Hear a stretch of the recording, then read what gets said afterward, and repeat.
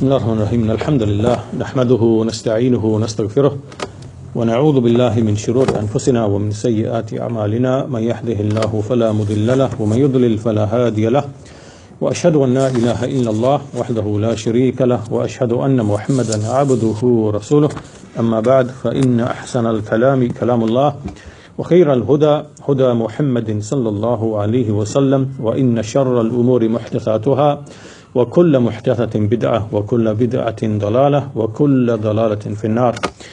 So today is lesson number 38, the 38th lesson in our series on this book Al-Uboodiyyah of Shaykh al-Islam Ibn Taymiyyah rahimahullah.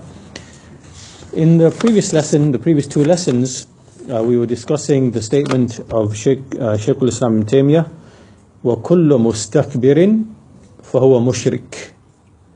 Everyone who is a mustakbir, everyone who is arrogant, everyone who has arrogance and pride, then he is a mushrik.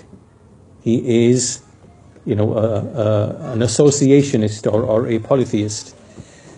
And in that respect, we looked at the example of Fir'aun.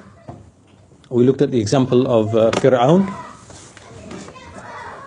And the story of Fir'aun was discussed from the Quran. And from those verses of the Quran, we saw that Fir'aun was very arrogant and very haughty. And the point was made that every time a person is more arrogant and more full of pride, then he sees himself to not be in need of Allah Azza wa Jal. Right? And obviously if he's not receiving aid and assistance from Allah Azza wa Jal, then he's going to need aiders, helpers, supporters, meaning from the creation. Right? So, a tyrant, for example, is going to need helpers, soldiers, ministers, and he will be reliant upon them for his source of strength, power, implementation. So his heart is really relying upon these things as the source of his power and authority, not upon Allah Azza wa Jal. So he, in essence, is captivated, and in his heart there is a dependence on reliance upon these things, which is the angle from which he is entering into, he's upon shirk in principle, because he's made himself to be a deity alongside Allah Azza wa Jal, but also just in terms of what's happening inside his heart, right? As opposed to a believer submits to Allah Azza wa Jal, relies upon him, turns back to him, depends upon him, and he saves himself from being captivated by other things besides Allah. So this is why there's the connection between istikbar and shirk, arrogance and shirk, or polytheism, or worshipping others besides Allah. That link is absolutely necessary, and that's why Ibn Taymiyyah said, وَكُلُّ مُسْتَكْبِرٍ فَهُوَ مُشْرِكٍ. So after he mentioned that statement, we looked at the verses in the Quran that relate to arrogance, the heart which is arrogant, and gave examples of Fir'aun and the people with him, his minister, and Qarun and Haman and those type of people. That's what we discussed in the previous lesson. And the greater the arrogance, the greater the pride, the greater the haughtiness, the greater the shirk. That's what Ibn Taymiyyah said. كُلَّمَا كَانَ رَجُلْ أَعْظَمُ اسْتِكْبَارًا عَنْ إِبَادَةِ اللَّهِ كَانَ أَعْظَمَ إِشْرَاكًا بِاللَّهِ. Every time a man is greater in his arrogance in not worshipping Allah, then he will be greater in his shirk, in his association that he's making, the partners he's setting up, that he's making with Allah Azza wa Jal. And that's because, as he said, every time someone is more and more arrogant towards worshipping Allah, his need, his dependence on those things besides Allah will become more and more greater. Right? And that's the point at which we finished in the previous lesson. So from starting today's lesson from this point, Ibn Taymiyyah is going to follow on to conclude this same point. And he says, the next sentence he says, وَلَنْ يَسْتَغْنِيَ الْقَلْبُ عَنْ جَمِيعِ الْمَخْلُوقَاتِ إلا بأن يكون الله هو مولاه الذي لا يعبد إلا إياه ولا يستعين إلا به ولا يتوكل إلا عليه ولا يفرح إلا بما يحبه ويرضاه ولا يكره إلا ما يبغضه الرب ويكرهه ولا يوالي إلا من والاه الله ولا يعادي إلا من آداه الله ولا يحب إلا الله ولا يبغض شيئا إلا لله ولا يعطي إلا لله ولا يمنع إلا لله فكلما قوي إخلاص دينه لله كملت عبوديته واستغناؤه عن المخلوقات وبكمال عبوديته لله يبرئه من الكبر والشرك. That's a long passage, but all of it is connected, so I couldn't break it up. It's one whole connected sentence.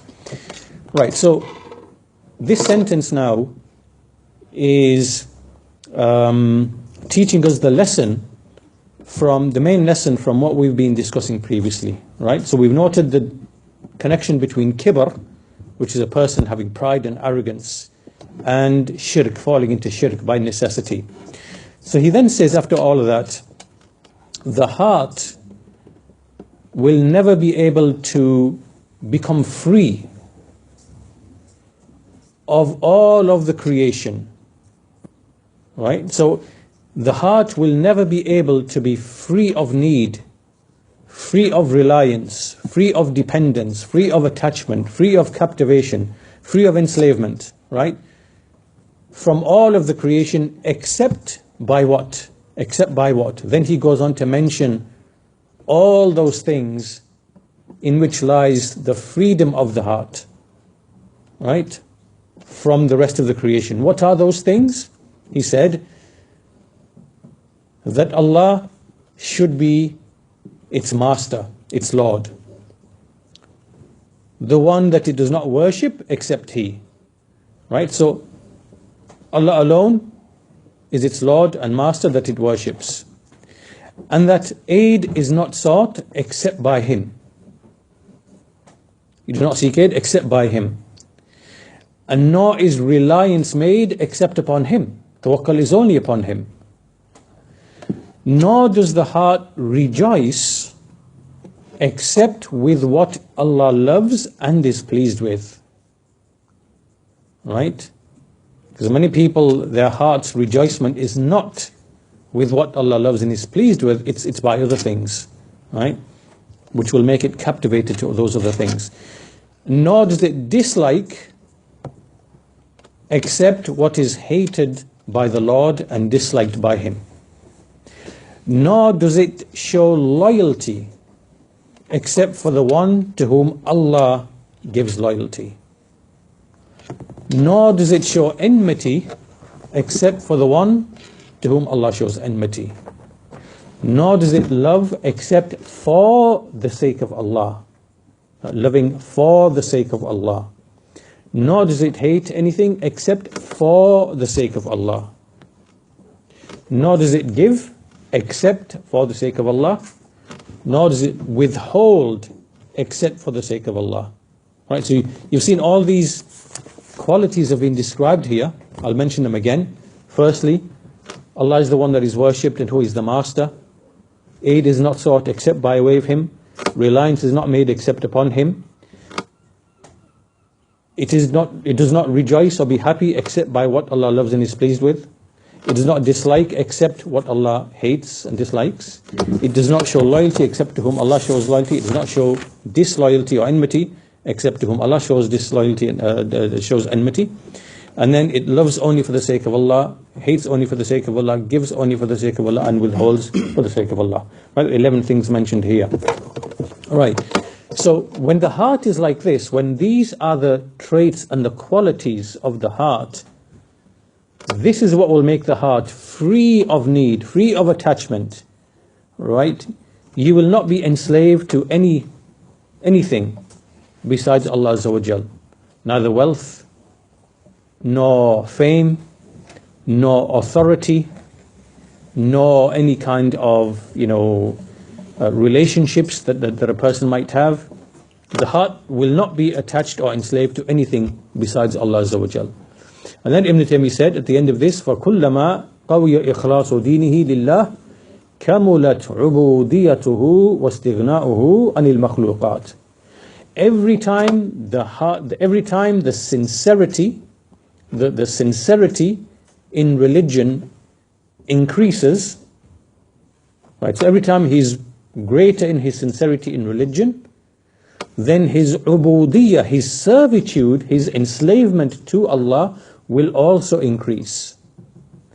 And his freedom from the creation will also increase. He will be less in need of the creation, of the creatures. And by perfecting his servitude to Allah through this perfection, does he free himself from pride, from kibr and shirk. Right? Kibr and shirk, pride and arrogance and shirk are connected. These two are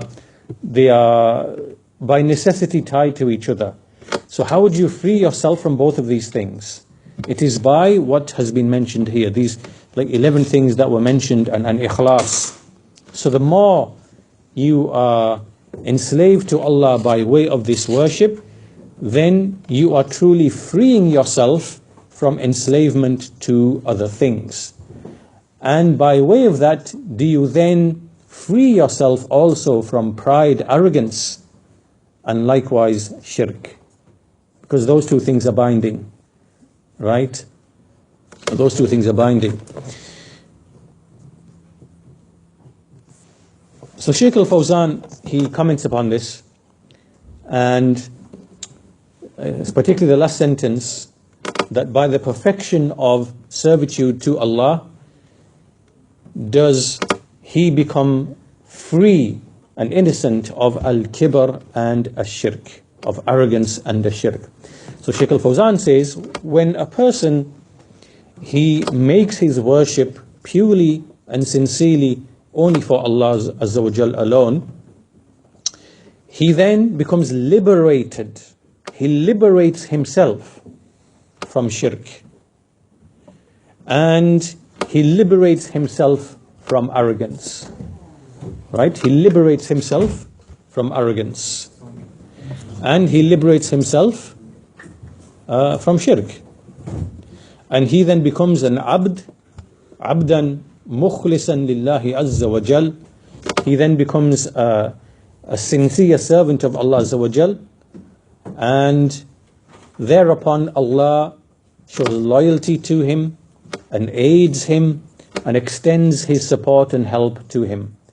And, he gives him the good end in this life and the hereafter. Right? So this is the type of person who now, he is completely free and not in need of anything from the creation. He is captivated, enslaved only to Allah Azza wa Jal. And then the Shaykh mentions the verse in the Quran, Man kana yuridu al-izzata falillahi al-izzatu jami'a. Whoever desires honor, then to Allah belongs all honor and might. Ilayhi yas'adu al-kalimu al-tayyib wal-'amalu al-salih yarfa'uh. To him ascends the goodly word, and the righteous deed he raises it up. وَالَّذِينَ يَمْكُرُونَ السَّيِّئَاتِ لَهُمْ عَذَابٌ شَدِيدٌ وَمَكْرُ أُولَٰئِكَ هُوَ يَبُورٌ. And as for those who plot evil, then they will have a severe punishment, and the plot of those people, will fail, will perish. And also the statement of Allah Azza wa Jal, وَلِلَّهِ الْعِزَّةُ وَلِرَسُولِهِ وَلِلْمُؤْمِنِينَ وَلَكِنَّ الْمُنَافِقِينَ لَا يَعْلَمُونَ. To Allah belongs the honor and the might, and to His Messenger, and to the believers, but the hypocrites do not know.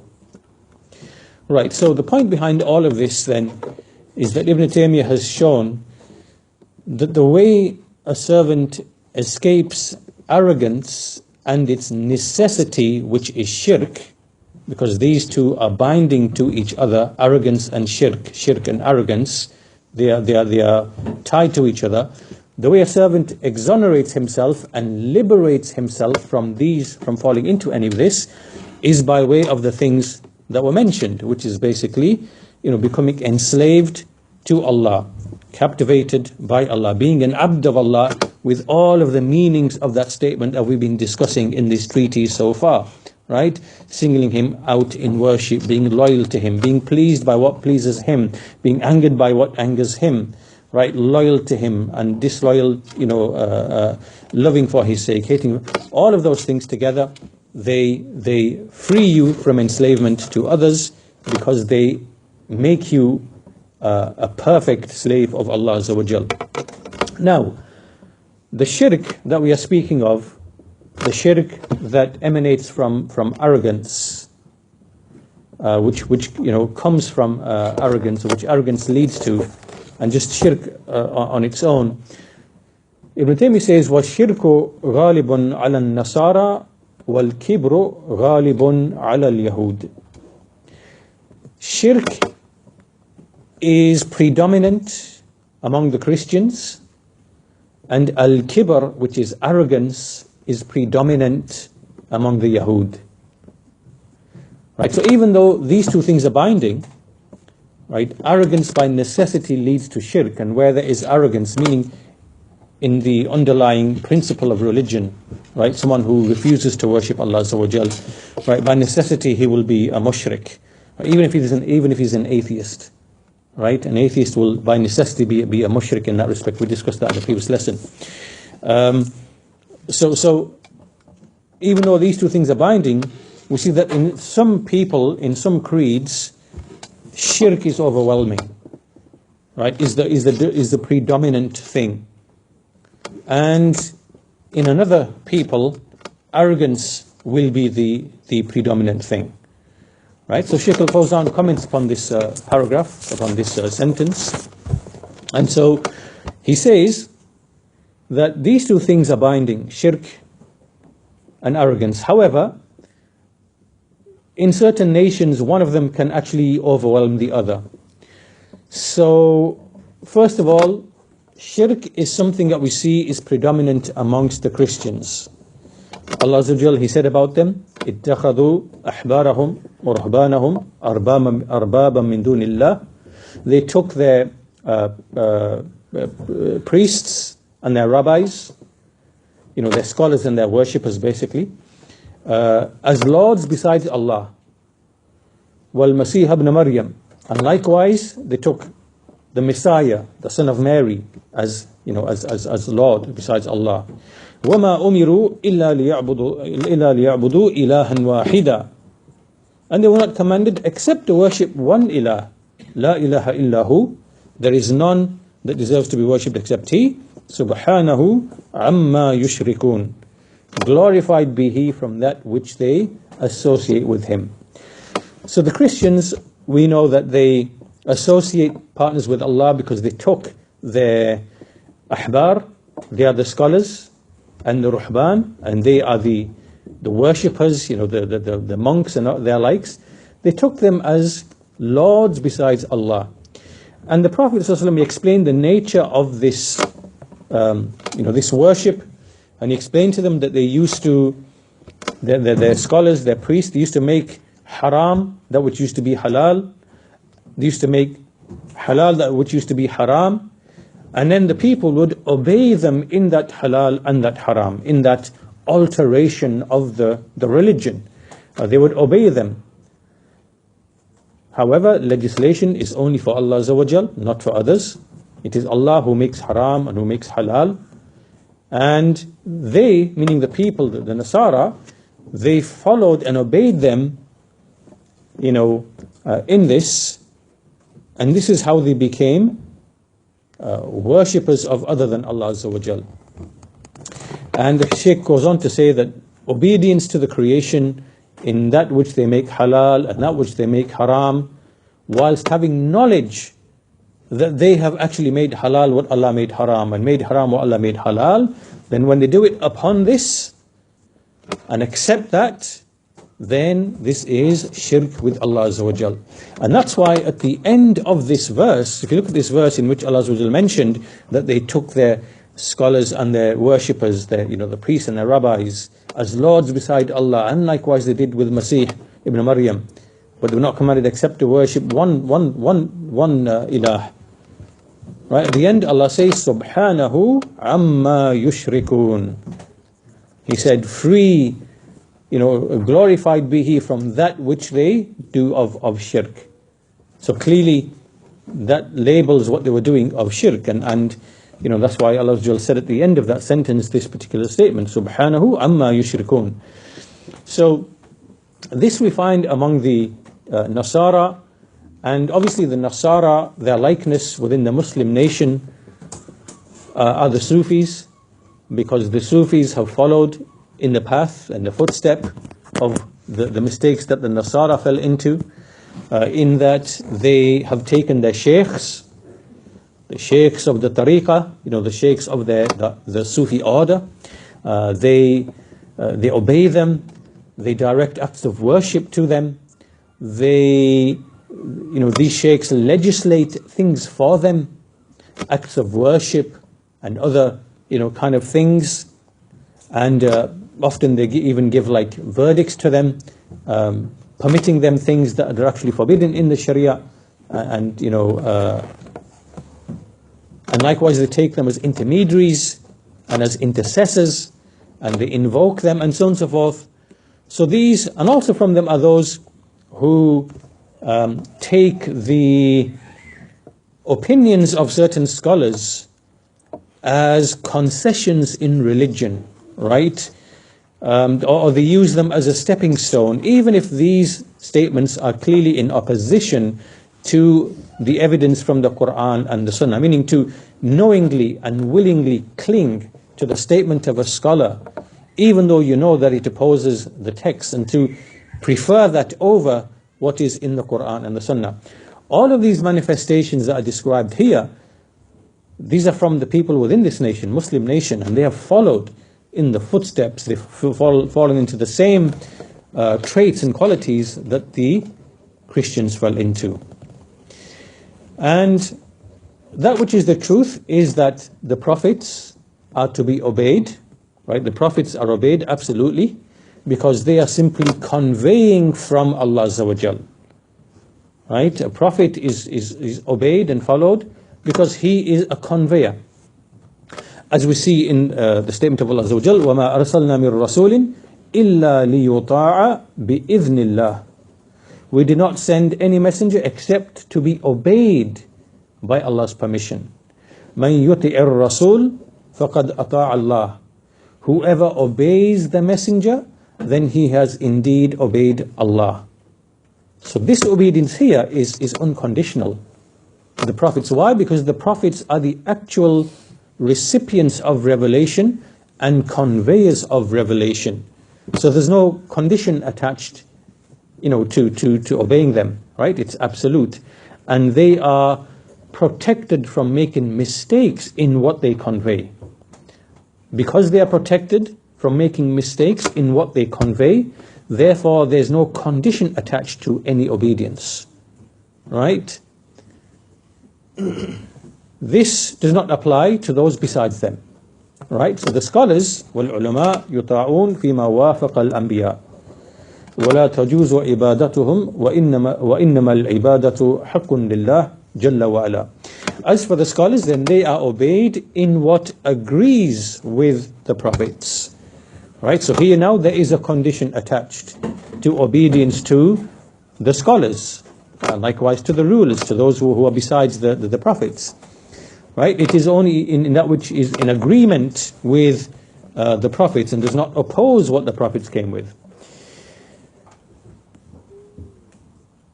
So, وَمَا أُمِرُوا إِلَّا لِيَعْبُدُوا إِلَهًا وَاحِدًا لَا إِلَهَ إِلَّا هُ. This is what the people, the nations were commanded to worship Allah, a single ilah, a single deity, a single Lord. There is none which is worthy of worship except He. So we know that the prophets and the messengers, they never came, and the messenger Muhammad, he never came, to say, come and worship the Messiah, come and worship the priests, come and worship the rabbis, come and worship the scholars, come and worship the righteous. They never came with any of this. This is known, that they expressly forbade the worshipping of others besides Allah Azza wa Jal.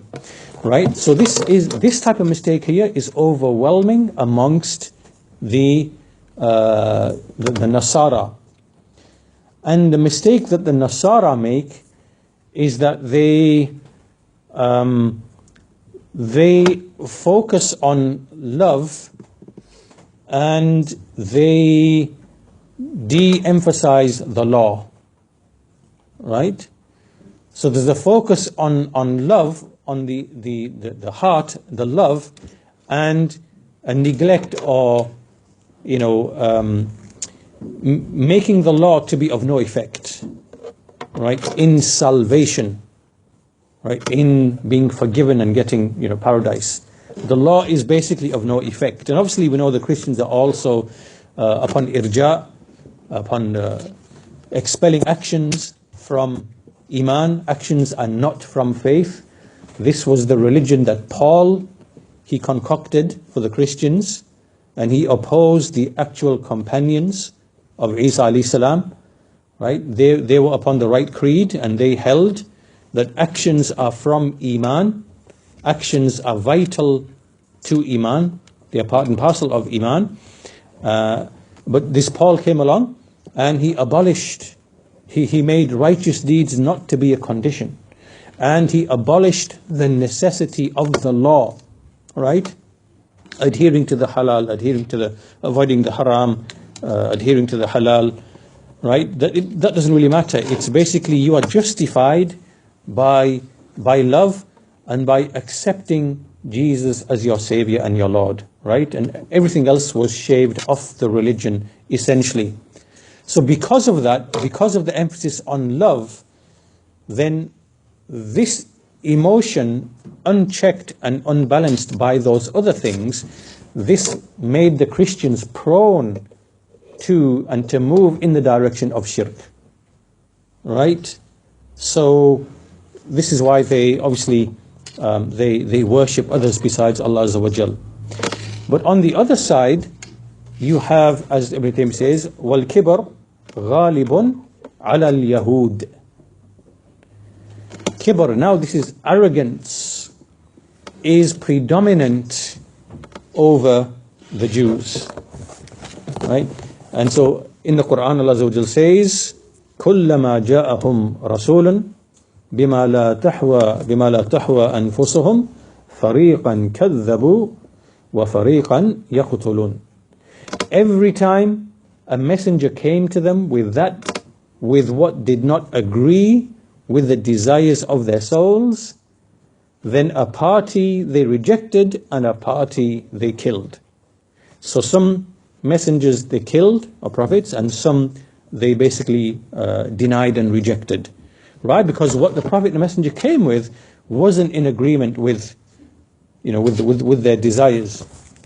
So, as the Shaykh says, that this is what they did with their Prophet and Messenger. And so with the Yahud, if you look at the Yahud today and through history, what you see, as opposed to the Christians, remember the Christian is love, the heart. The law does not matter at all.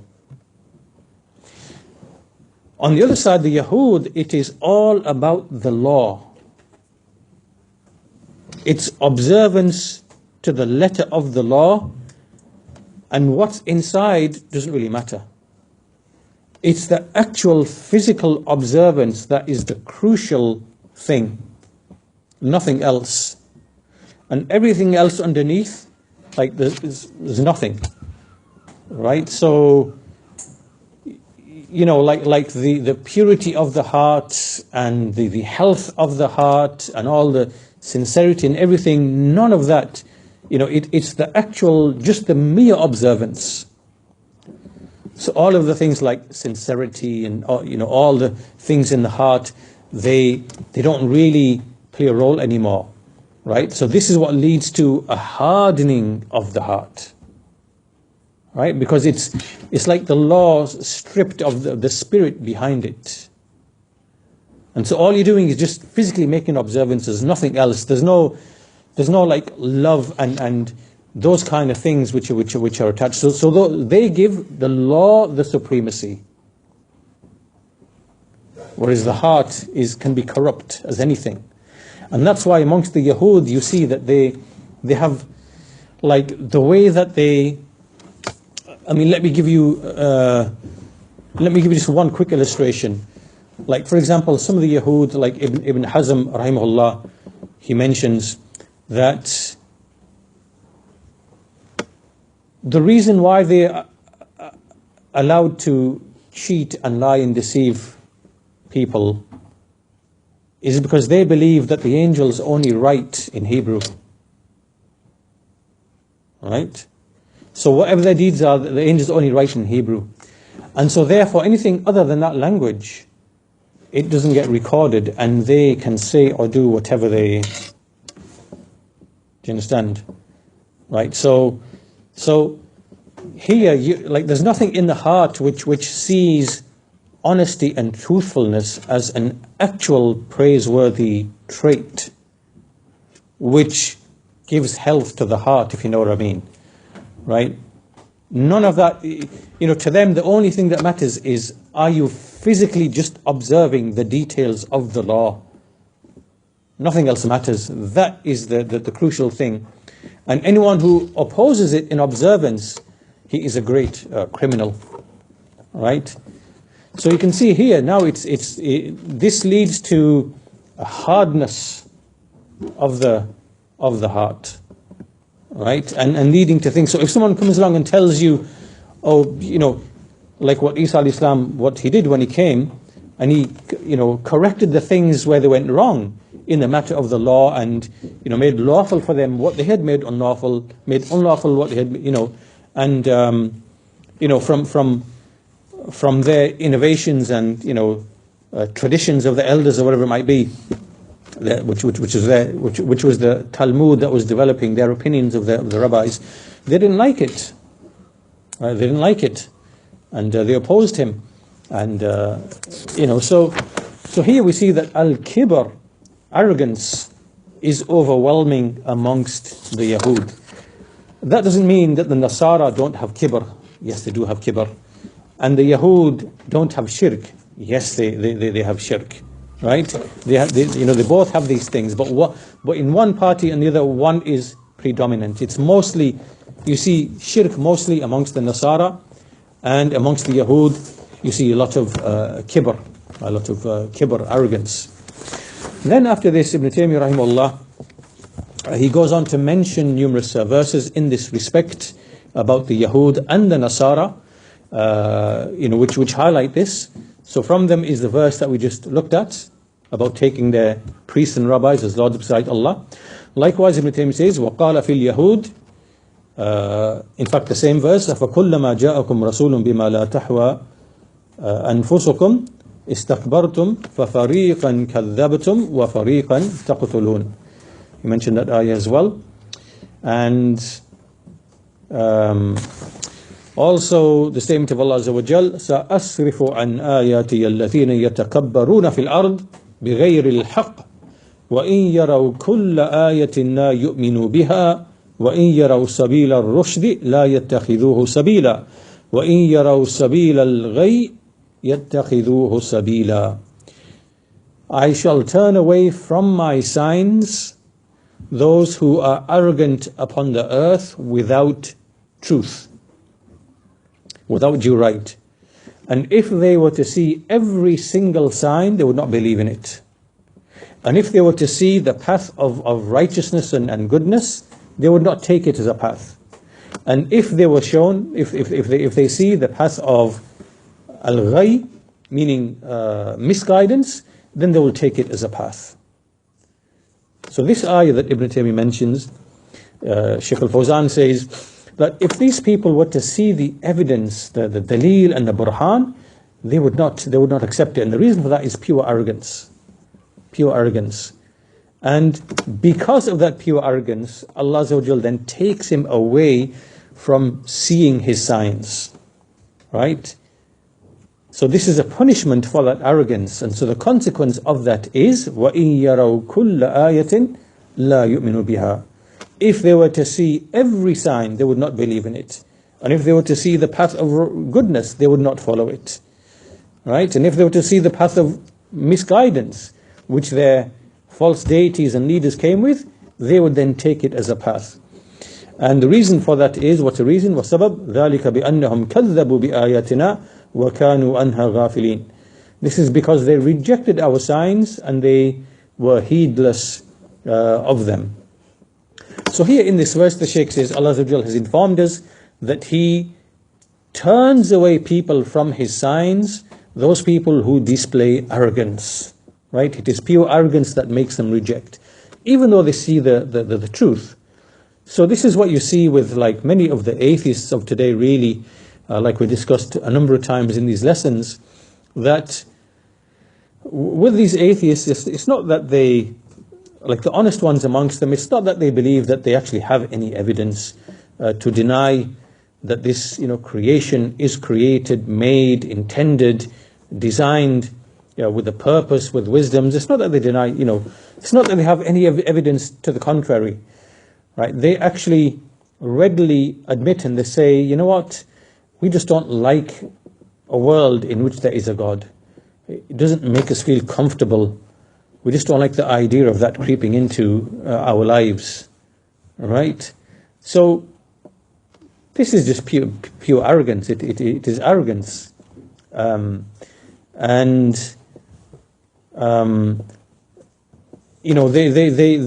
readily admit that they are perplexed by the fact that they have many colleagues in the halls of science, in the universities. These are professors. They are religious. They are believers, and that they are believers and they are scientists at the same time, right? It perplexes them. And they are honest enough themselves to admit, we don't actually have any proof. We just don't like a world or a universe in which there is a God that commands and prohibits, right? That's the only reason that you can't accept it. And this is pure arrogance. And, it's pride as well. It's pride. And as Ibn Taymiyyah mentions about some people, what stops them from accepting Islam is that they are too arrogant, that their behind should be higher than that their backside should be raised higher than their head. That's a sign of humiliation, right? For that reason, they cannot accept. It's pure arrogance, right? It's pure arrogance. So the people who display this arrogance, they will be blinded from every single sign which makes it obvious that there is a Lord and a Creator who deserves to be worshipped alone. They'll be blinded to everything, right?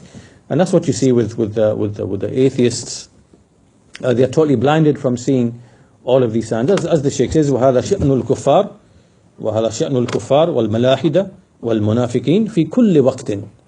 This is the affair of the kuffar and the atheists and the munafiqeen in every age, in every era. وفي وقتنا هذا ظاهر على الذين يأخذون الباطل ويتركون الحق. This is the same in our time as well. There are people who they hold on to the falsehood, they abandon the truth, and when you tell them this is a kitab, this is a sunnah of the Messenger of Allah, they turn away. They withhold and they turn away. And then when it is said to them, this is what the Gharb, this is what the West are upon, this is what the culture and civilization is upon, this is what the science says, this is what that, then they are pleased with that and they take hold of it. You see, there are people who who are like this. And the Shaykh mentions the line of poetry, تَخَذْتُمْ عُلُومَ الْغَرْبِ شَرْعًا كَأَنَّمَا فَلَاسِفَةُ الْيُنَانِ هُمْ أَنْبِيَاؤُكُمْ. You have taken the sciences of the West as legislation, as if the Greek philosophers are your prophets. Right? This is a line of poetry that the Shaykh mentioned here. So this thing here about people being blinded because of a prior arrogance, right? The prior arrogance is something that was the cause of a punishment from them being blinded from every other thing that, may actually be a sign for them to come to the truth. So this is a punishment from Allah Azza wa Jal upon this crime of kibr, because kibr has no place. It has no place. So Ibn Taymiyyah continues after mentioning those verses. وَلَمَّا كَانَ الْكِبْرُ مُسْتَلْزِمًا لِلشِّرْكِ.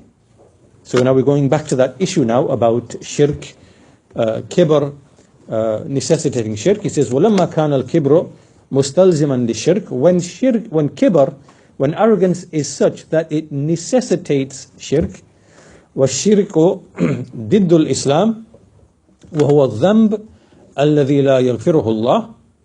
So since arrogance necessitates shirk, and shirk is opposed to Islam, so shirk in its essence is in essence opposed to Islam and its essence, and it is the sin which Allah does not forgive, then the Shaykh goes on to mention a series of verses about Islam being the religion, the actual deen, right? He said, "Inna Allah la yaghfiru an yushraka bihi wa yaghfiru ma duna dhalik liman yasha." Indeed, Allah does not forgive that partners are associated with Him, but He forgives what is less than that to whomever He wills. Right? So this shows shirk cannot be forgiven. Inna Allah la yaghfiru an yushraka bihi. The same verse again, in fact, similar verse in Surah An-Nisa. He says, all of the prophets, كان الأنبياء جميعهم مبعوثين بدين الإسلام. All of the prophets therefore were sent with a religion which is the deen of Islam. فهو الدين الذي لا يقبل الله غيره لا من الأولين ولا من الآخرين. This is the deen besides which Allah does not accept, neither from the very first people nor from the later people. Nuh alayhi salam said to his people, فَإِن تَوَلَّيْتُمْ فَمَا سَأَلْتُكُم مِّنْ أَجْرٍ. If you turn on your backs, then I'm not asking you for any, I haven't asked you for any reward. I'm not asking you to reward me for what I'm calling you to.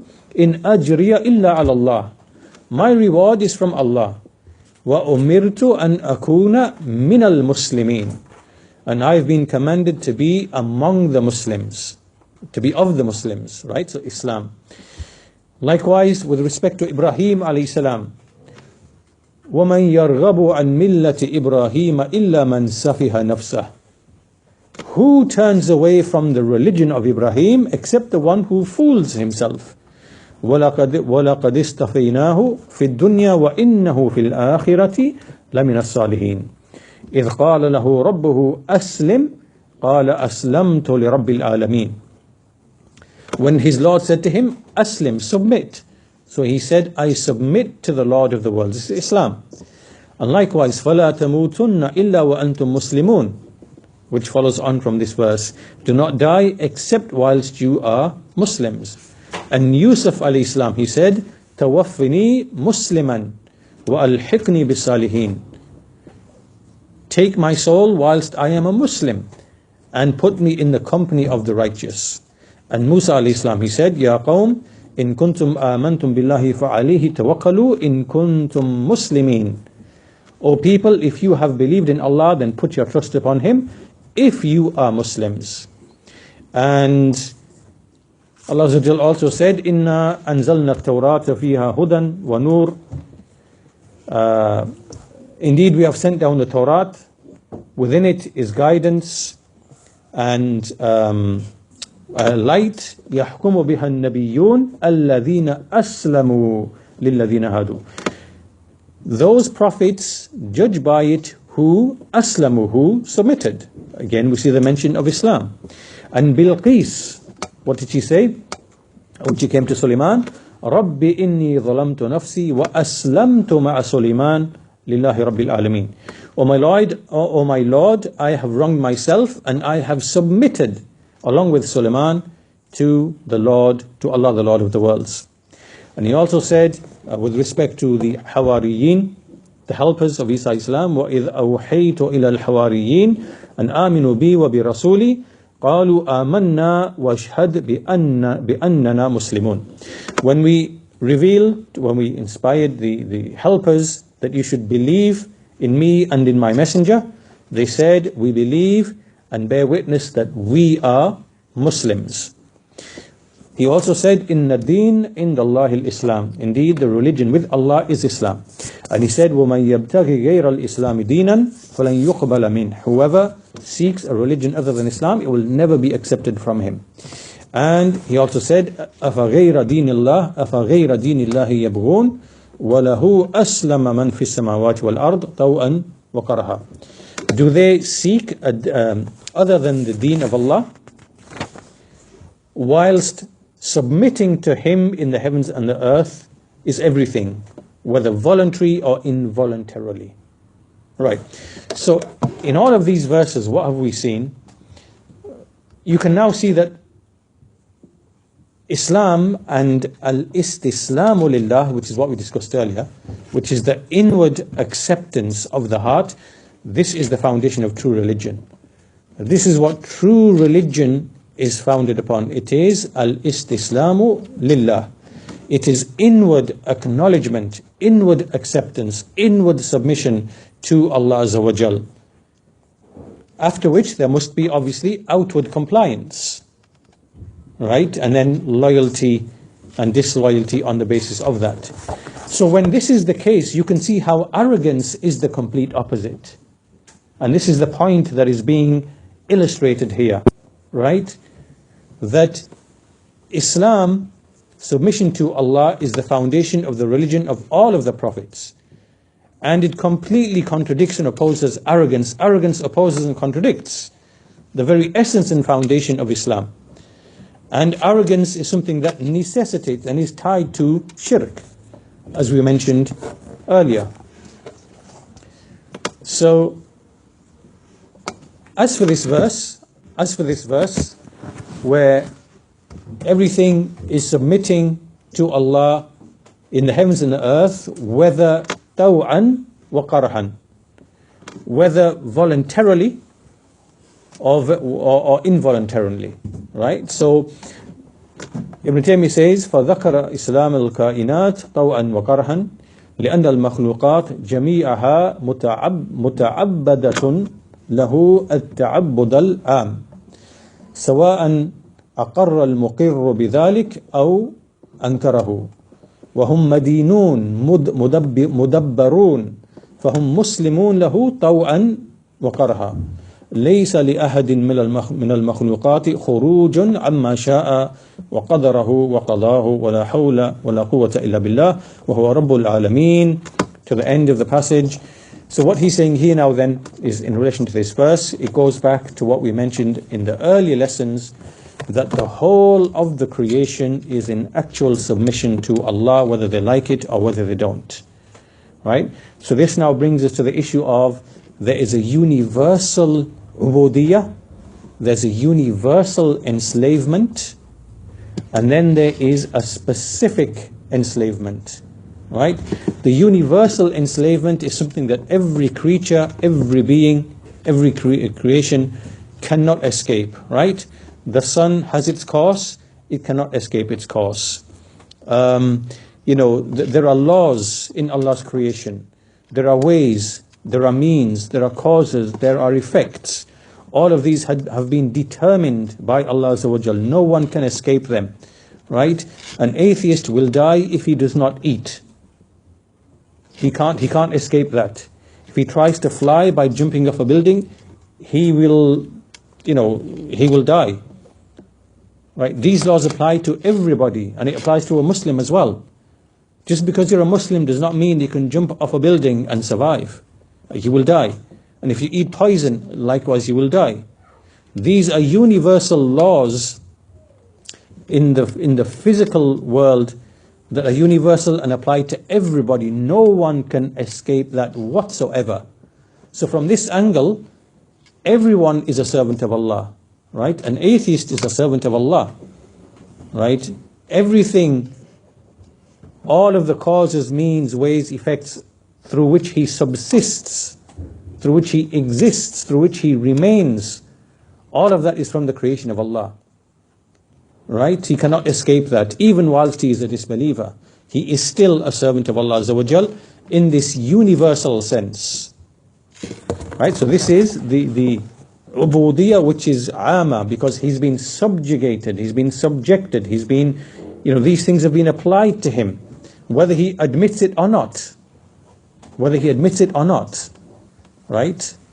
He can never escape these realities and these laws and the functioning of this. He can't escape that.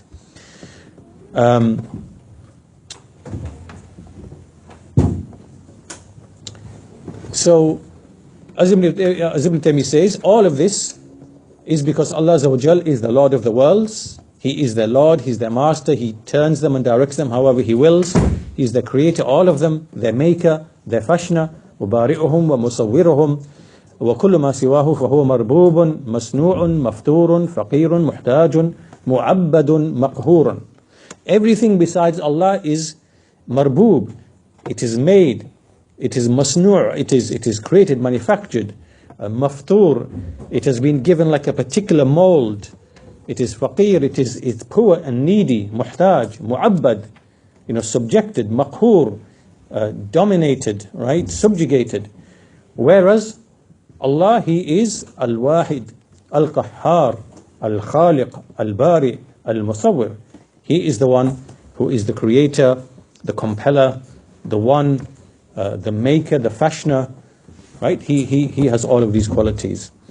So Shaykh al-Fawzan, commenting upon this passage here, he says that all of the creation are actual servants of Allah, believers, disbelievers, but amongst them are those who worship Allah out of choice, right? So this is the Uboodiyyah, which is khasa. This is now the specific enslavement.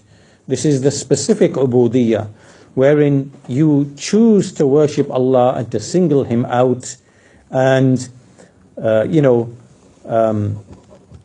this is out of will and choice, whereas the rest of them, it is not out of choice. You are still a servant of Allah in the creational sense. And that's why Allah Azza wa Jal, He said, In kullu man fis samawati wal ard illa atir rahmani abda. There is nothing in the heavens and earth except that it comes to Ar-Rahman as a slave, as a servant. Right? Everything is in servitude to Allah, whether willingly or unwillingly. And no one can escape from Allah's rububiyyah, therefore, from His dominion. Even if he disbelieves, even if he commits shirk, he will not escape. He's not outside of the dominion of Allah Azza wa Jal. Even if he becomes like an atheist, وَإِنْ أَلْهَدَ لَا يَخْرُجُ عَنْ كَوْنِهِ أَبْدًا, he will never depart from being an actual servant of Allah with a general, al-ubudiyyah, al-ama, al-idtirariyah, the necessary general servitude which no one can escape from. So this brings us to an end of this section here. Inshallah, we can end our lesson there for today. So to kind of summarize what we've done today, is kind of finished the prior discussion really about arrogance, arrogance necessitating shirk, and how every mustakbir is a mushrik. And after we looked at Fir'aun as the greatest example of arrogance and shirk, and how he himself was a mushrik. He made himself a deity alongside Allah, and he had deities as well, right? We gave that example of the necessity between arrogance and shirk. And then this led us to discuss some of the nations, like the Jews and the Christians, and how they went astray through these roots of both arrogance and shirk, and how they are pronounced. Certain things are pronounced in one group, like shirk with the Christians and arrogance with the Yahud. And then we just looked at generally the verses in the Quran that relate to the deen of the prophets. So what they came with was Islam, right? And Islam and its foundation is al-istislamu lillah wal-inqiyad lahu bit-ta'a wal-bara'atu min ash-shirki wa ahlihi, right? Which is inward submission and acceptance, and outward compliance, and then freeing oneself from the people of shirk, from shirk and its people. That's the essence what Islam came with. And the opposite of that its foundation is arrogance. And arrogance necessitates shirk by necessity. So a servant who wants to be free from both of these things, if you want to be free from kibr and you want to be free from shirk, then you have to be an abd of Allah. You have to be in complete servitude to Allah Azza wa Jal. Which means, obviously, no major shirk, but also no minor shirk either. And the various manifestations of minor shirk, Ibn Taymiyyah discussed many of them for many, we did that through many lessons, like all of the manifestations of minor shirk, being a slave of the dinar, a slave of the dirham, of luxurious clothing, of relationships, of authority, fame, power. He discussed all of those things previously. These things compete in the heart of a believer. And they take him away from servitude to Allah Azza wa Jal. So all of this here, the way a servant escapes all of that is by being an abd of Allah Azza wa Jal through the qualities and means that that Ibn Taymiyyah has frequently mentioned. So we'll stop at this point. This lesson, we'll end it here today, inshallah, and we'll continue the discussion, inshallah ta'ala, it won't be next week, it will be the week after, because next week there's a conference, inshallah, in Birmingham, in the masjid in Birmingham, from Friday through to Sunday. So please try and attend if you can. But we'll resume, inshallah ta'ala, in the week after that. And with that, we'll conclude our lesson for today. Walhamdulillahi Rabbil Alameen, wa sallallahu ala nabina Muhammad wa ala alihi wa sahbihi ajma'in.